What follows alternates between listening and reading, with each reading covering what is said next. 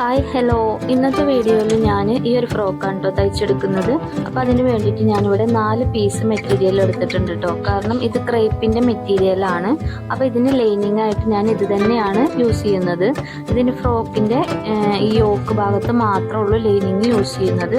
അതുകൊണ്ട് പിന്നെ അതിന് സെപ്പറേറ്റ് ഒരു ലൈനിങ് ഞാൻ വാങ്ങിച്ചിട്ടില്ല. ഇതേപോലെ 4 പീസാക്കിയിട്ട് എടുത്തിട്ടാണ്. അപ്പോൾ വെറും അരമണിക്കൂർ കൊണ്ടൊക്കെ നമുക്ക് ഈ ഒരു ഫ്രോക്ക് വളരെ ഈസി ആയിട്ട് തയ്ച്ചെടുക്കാം. ഇനി ഇതിൻ്റെ മെഷർമെൻ്റ് ഒന്ന് പറഞ്ഞു തരാം. ഈ ഒരു ഭാഗത്തേക്ക് ഞാനൊരു 18 ഇഞ്ച് നീളം എടുത്തിട്ടുണ്ട്. അതേപോലെ തന്നെ ഇതിൻ്റെ വീതി 7 ഇഞ്ചാണ് ഞാൻ എടുത്തിട്ടുള്ളത്. ഇതേപോലെ 2 ഫോൾഡ് ആക്കിയിട്ട് മടക്കി വെക്കുക. 4 പീസും ഇതേപോലെ തന്നെ ഫോൾഡ് ചെയ്ത് മടക്കി വെക്കുക കേട്ടോ. പിന്നെ അതിൻ്റെ മടക്ക് വരുന്ന ഭാഗത്തൊക്കെ എല്ലാ പീസും ഒരേപോലെ മടങ്ങി നിൽക്കുന്നില്ലെന്നൊന്ന് ശ്രദ്ധിക്കുക. 2 ഇഞ്ച് വിട്ടിട്ട് താഴേക്കാണ് നമ്മൾ അടയാളപ്പെടുത്തി കൊടുക്കുന്നത്. കാരണം അവിടെ വള്ളി വരുന്ന ഭാഗമാണ് ആ 2 ഇഞ്ച്. അത് കഴിഞ്ഞിട്ട് താഴേക്ക് നമ്മൾ ഇതിൻ്റെ നെക്കും ഇതേപോലെ തന്നെ ആമ്പോളൊക്കെ ആ 2 ഇഞ്ച് കുറച്ചിട്ടാണ് നമ്മൾ അതിന് അടയാളപ്പെടുത്തിയെടുക്കുന്നത് കേട്ടോ. ഈ ഒരു സൈഡിലേക്ക് ഇതിൻ്റെ ഷോൾഡർ ഞാൻ 5 ഇഞ്ച് അടയാളപ്പെടുത്തി കൊടുക്കുന്നുണ്ട്. പിന്നെ ഇങ്ങോട്ടേക്ക് ഒരു 2.5 ഇഞ്ച് നെക്കിൻ്റെ വെടുത്ത് അടയാളപ്പെടുത്തി കൊടുക്കുകയാണ്. അതേപോലെ തന്നെ ഈ ഒരു സൈഡിലേക്ക് 3 ഇഞ്ച് ഇറക്കം അടയാളപ്പെടുത്തുന്നുണ്ട്. ടോട്ടൽ 5 ഇഞ്ചാണ് നെക്കിൻ്റെ ഇറക്കം. അതിൽ 2 ഇഞ്ച് വള്ളി പോകും. അത് കഴിഞ്ഞിട്ടുള്ള 3 ഇഞ്ച് അടയാളപ്പെടുത്തി കൊടുക്കുക കേട്ടോ. ആ 3 ഇഞ്ചിൻ്റെ അവിടുന്ന് ആ 2.5 ഇഞ്ച് വരച്ച ആ ഒരു പോയിന്റിലേക്ക് ചെരിച്ചിട്ട് ഒരു ലൈന് വരച്ചു കൊടുക്കുക. 2 ഇഞ്ചിൻ്റെ ഇപ്പുറത്തേക്ക് നമ്മളൊരു 1.5 ഇഞ്ച് അടയാളപ്പെടുത്തി കൊടുക്കുകയാണ്. അത് വള്ളി വെച്ച് കൊടുക്കാനുള്ള ഒരു ഭാഗമാണ് കേട്ടോ. ഇനി നമുക്കിതിൻ്റെ ആംഹോൾ അടയാളപ്പെടുത്താൻ വേണ്ടിയിട്ട് ആദ്യം ചെസ്റ്റിൻ്റെ ആ ഒരു ഭാഗത്ത് 6.25 ഇഞ്ച് വിട്ടാണ് വരുന്നത്. അതൊന്ന് അടയാളപ്പെടുത്തി കൊടുക്കാം. എന്നിട്ട് ഈ ഷോൾഡർ നമ്മൾ താഴേക്ക് 5 ഇഞ്ചാണ് എടുത്തത് ഷോൾഡർ. അതേപോലെ തന്നെ ആംഹോളും താഴേക്ക് 5 ഇഞ്ചാണ് വരുന്നത്. അപ്പോൾ ആ 2 ഇഞ്ച് വള്ളിൻ്റെ ഭാഗം വിട്ടിട്ട് ബാക്കി വരുന്ന 3 ഇഞ്ച് നമ്മൾ ഇതിൽ അടയാളപ്പെടുത്തി കൊടുക്കുകയാണ് ചെയ്യുന്നത് കേട്ടോ. എന്നിട്ട് ഈ 1.5 ഇഞ്ചിൽ നിന്ന് ആ ഒരു 6.25 ഇഞ്ച് നമ്മൾ ചെസ്റ്റിൻ്റെ അളവ് വരച്ച ആ പോയിന്റിലേക്ക് ഇതേപോലെ ഒരു കർവ് ഷേപ്പ് വരച്ചു കൊടുക്കുക. 2 ഇഞ്ച് മുകളിൽ വള്ളി വരുന്നുണ്ട്. അത് നമ്മൾ എപ്പോഴും മറക്കരുത്. അത് ആ ഒരു ഭാഗം വിട്ടിട്ട് വേണം നമ്മൾ ബാക്കിയുള്ള അളവുകൾ എടുത്തു കൊടുക്കാൻ. ഇനി നമുക്ക് 1.5 ഇഞ്ച് സീം അലവൻസ് ഇതിന് വിട്ടു കൊടുക്കുകയാണ്. അതേപോലെ തന്നെ താഴെ അടയാളപ്പെടുത്തിയെടുക്കുകയാണ്. യോക്കിൻ്റെ ആകെ മൊത്തം ഇറക്കം എന്ന് പറയുന്നത് 7 ഇഞ്ചാണ് വരുന്നത്. അപ്പോൾ അതിൽ വള്ളിൻ്റെ 2 ഇഞ്ച് വിട്ടിട്ട് ബാക്കി 7 ഇഞ്ച് നമുക്കിതിൽ അടയാളപ്പെടുത്തി കൊടുക്കാം. അതായത് 5 ഇഞ്ചാണ് വരിക കേട്ടോ. അപ്പോൾ ആ 5 ഇഞ്ചിൽ കൂടി 1 ഇഞ്ച് തയ്യൽ തുമ്പും കൂട്ടിയിട്ട് 6 ഇഞ്ച് നമുക്ക് ഇവിടെ അടയാളപ്പെടുത്തി കൊടുക്കാം. എന്നിട്ട് അത് ഇതേപോലെ ഒരു ലൈന് വരച്ചു കൊടുക്കുക. എന്നിട്ട് ഇതിൻ്റെ സൈഡിൽ ഒരു സ്ലോപ്പ് വരക്കാൻ വേണ്ടിയിട്ട് ഒരു 1/2 ഇഞ്ച് മേലേക്ക് കയറ്റി വരക്കുക. എന്നിട്ട് ഇതിൻ്റെ ഈ സെൻറ്റർ ഭാഗത്ത് നിന്ന് ഇങ്ങനെ ഇതേപോലെ ചരിച്ചിട്ട് ഒരു ലൈന് വരച്ചു കൊടുക്കാം. ഇനി നമുക്കിതൊന്ന് കട്ട് ചെയ്തെടുക്കാം. അളവുകൾ എപ്പോഴും അടയാളപ്പെടുത്തി കൊടുക്കുന്ന ടൈമിൽ അവിടെ 2 ഇഞ്ച് വള്ളി വെക്കാനുണ്ട് എന്നുള്ളത് ഓർമ്മ വേണം. ആ ഒരു 2 ഇഞ്ച് വള്ളിയുടെ ഇറക്കം കൂട്ടിയിട്ട് വേണം ബാക്കി നമ്മൾ ഇതേപോലെ വരച്ചു കൊടുക്കാൻ.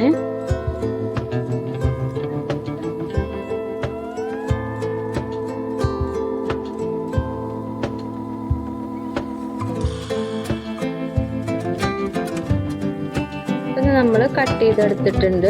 അപ്പോൾ ഇതിൽ 4 പീസുകളുണ്ട്. അപ്പോൾ അതിൻ്റെ ലൈനിങ്ങിന് വേണ്ടിയിട്ട് 2 പീസും അതേപോലെ തന്നെ മെയിൻ മെറ്റീരിയൽ ആയിട്ട് ഉപയോഗിക്കാൻ 2 പീസും നമ്മൾ മാറ്റി വെക്കണം.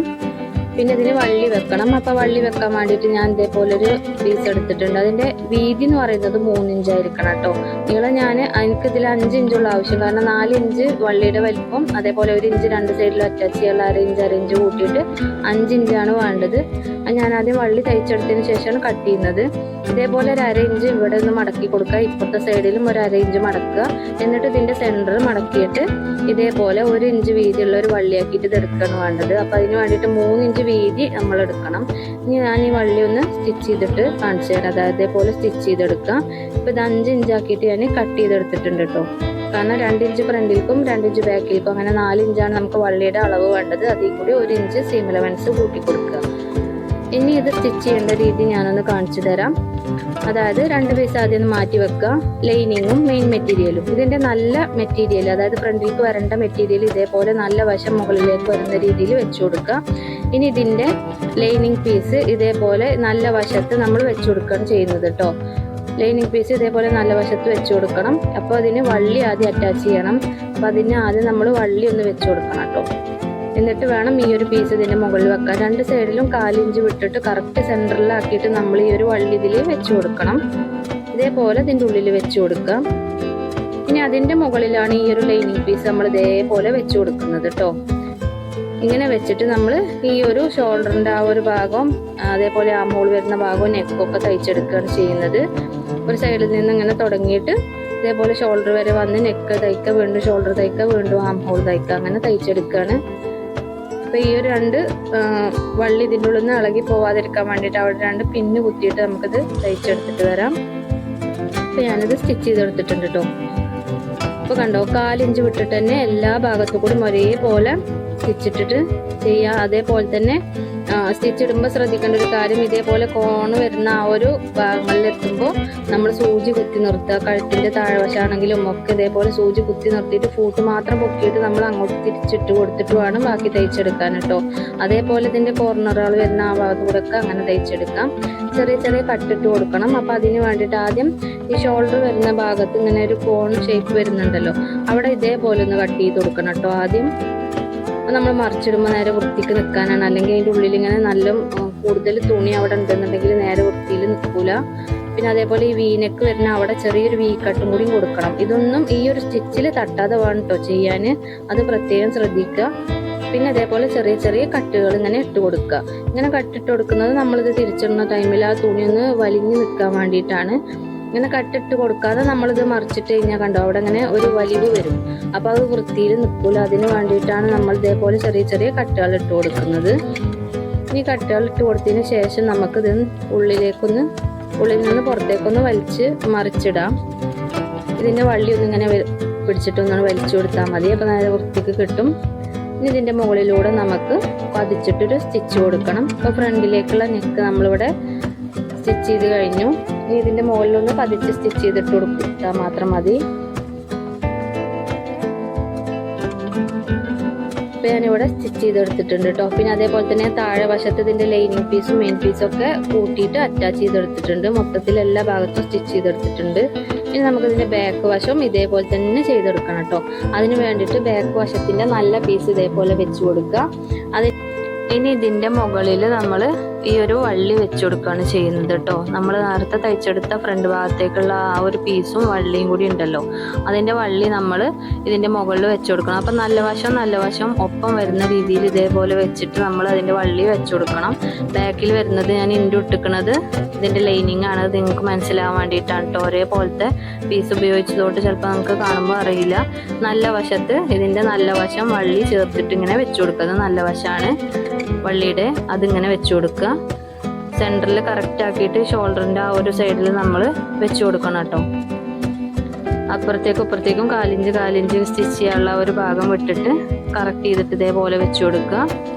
എന്നിട്ട് അതിൻ്റെ മുകളിൽ വേണം നമ്മൾ ലൈനിങ് പീസ് വെക്കാൻ. ഇതിങ്ങനെ മറിച്ച് തയ്ക്കുമ്പോൾ നല്ല വശം ഒരേപോലെ വരാൻ വേണ്ടിയിട്ടാണ് നമ്മൾ നല്ല വശം ചേർത്ത് വെക്കുന്നത്, അത് പ്രത്യേകം ശ്രദ്ധിക്കണം. ഇനി ഇതിൻ്റെ മുകളിലാണ് നമ്മൾ ലൈനിങ്ങിൻ്റെ പീസ് വെച്ച് കൊടുക്കുന്നത്.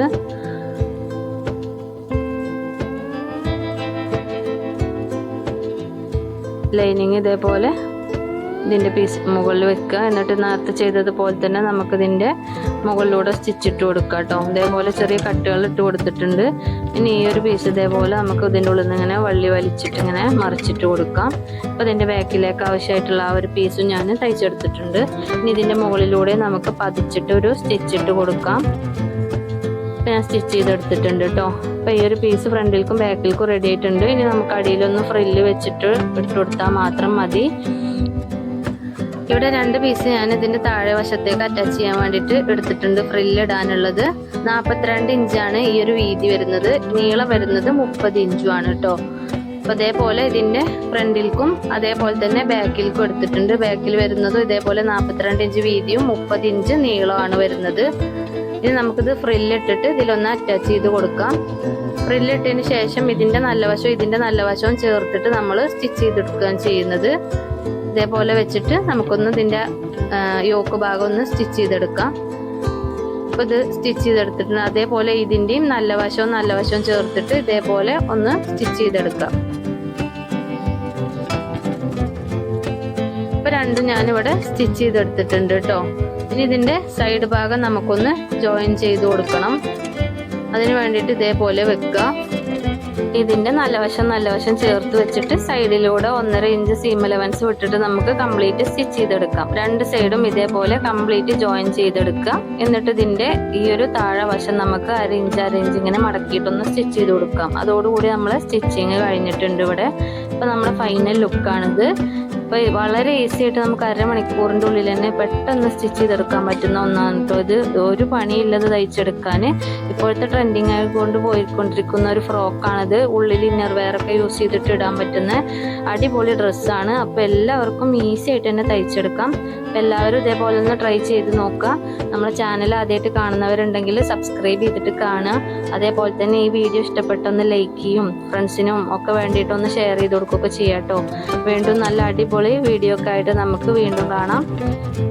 എന്തെങ്കിലും സംശയങ്ങൾ ഉണ്ടെങ്കിൽ കമൻറ്റിൽ ചോദിക്കുക. നമുക്ക് വീണ്ടും കാണാം. ബൈ.